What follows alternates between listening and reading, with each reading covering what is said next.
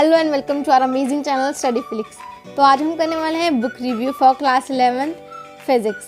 तो फिज़िक्स की अगर हम बात करें तो काफ़ी ये हार्ड सब्जेक्ट होता है। स्टूडेंट्स को लगता है कि बहुत ज़्यादा हार्ड है, तो वो कई बार जोश में आके एच.सी. वर्मा खरीद तो लेते हैं, पर एच.सी. वर्मा को देख कर ही उनके टाइटा फेस हो जाती है, क्योंकि एच.सी. वर्मा बहुत ही ज़्यादा वास्ट बुक है और कई बार स्टूडेंट्स को उसके न्यूमेरिकल्स फर्स्ट अटैम्प्ट में समझ में नहीं आते।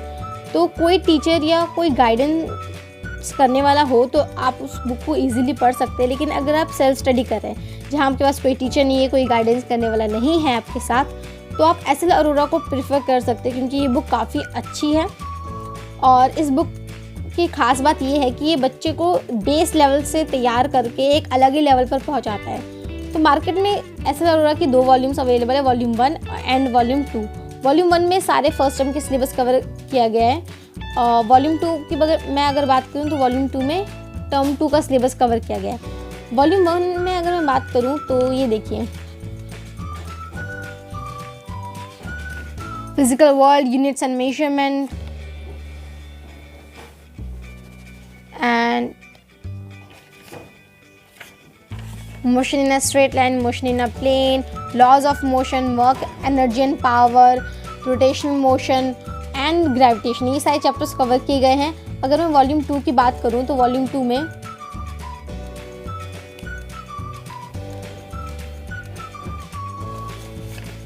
mechanical properties of solids, mechanical properties of fluids, thermal properties of matter and thermodynamics, kinetic theory of gases,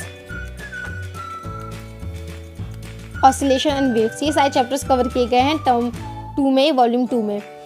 तो अगर मैं ऐसे एक चैप्टर लेकर आपको दिखाऊं तो इसमें आप देख सकते हैं कि इसमें चैप्टर को कई सारे छोटे छोटे टॉपिक्स में डिवाइड किया गया है, ताकि आपकी जो अंडरस्टैंडिंग है वो बहुत ही क्लियर हो सके।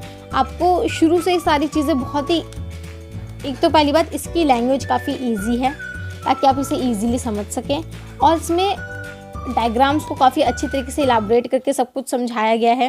और सबसे खास बात इस बुक की ये है कि कुछ टॉपिक कंप्लीट होने के बाद इन्होंने सारे फॉर्मूलाज एक बॉक्स में करके लिखकर आपको दिए हैं। कई सारे एग्जाम्पल के तौर पर आपको क्वेश्चंस दिए, कई सारे मीन्स 20, 25, 30 क्वेश्चंस तो आराम से इन्होंने आपको दिए हैं, जो कि आप एग्जाम्पल के तौर पर ट्राई कर सकते हैं। और उसके ख़त्म होने के बाद ही इन्होंने आपको प्रॉब्लम्स फॉर प्रैक्टिस दिए हैं, ताकि आप उसे ट्राई कर सकें। और साथ ही साथ इन्होंने आंसर उसके साथ में आपको अटैच करके दिया है, ताकि आप उसे चेक भी कर सकें। चैप्टर के एंड होते ही इन्होंने एनसीईआरटी के क्वेश्चंस दिए हैं, एनसीईआरटी को सॉल्व किया है, सारे सॉल्यूशंस इन्होंने दिए हैं। और उसके बाद इन्होंने ऑब्जेक्टिव टाइप क्वेश्चंस दिए, क्योंकि आजकल एमसीक्यू टाइप क्वेश्चंस ज़्यादातर एग्जाम्स में आ रहे हैं, तो उन्होंने मल्टीपल चॉइस क्वेश्चंस भी इसमें ऐड किए हैं और काफ़ी सारे क्वेश्चंस उन्होंने दिए हैं, इसमें देख सकते हैं आप। और उसके साथ ही इन्होंने आंसर्स अटैच कर दिए कि 35 का बी है और क्यों है बी, उसका रीज़न भी यहाँ पर स्टेट करके इन्होंने दिया है। आगे अगर हम बात करें तो इन्होंने टेक्स्ट बेस्ड एक्सरसाइज भी दी है इन्होंने। और इन सब के कंप्लीट होने के बाद इन्होंने कंपटीशन सेक्शन स्टार्ट किया। कंपटीशन सेक्शन जो इस बुक का ख़ास बात है वो ये है कि इसमें सारे के सारे, सबसे पहले तो डेफिनेशन इन्होंने दिए हैं, उसके बाद इन्होंने सारे फॉर्मूलाज दिए हैं। उसके ख़त्म होने के बाद ही जस्ट बाद आपको जेईई एडवांस, जेईई मेंस और एम्स, इन सभी के प्रॉब्लम्स दिए हैं आपको सॉल्व आपके लिए, ताकि आप इसे सॉल्व कर सकें। नीट के क्वेश्चंस दिए हैं और उनके साथ ही इन्होंने आंसर्स एंड उनके एक्सप्लेनेशन भी अटैच किए हैं।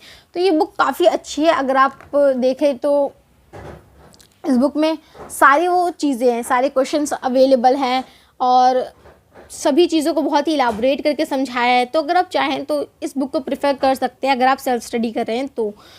अगर आपको मेरी ये वीडियो पसंद आई हो तो आप इस वीडियो को लाइक करना ना भूलें और चैनल को सब्सक्राइब करें। Thank you.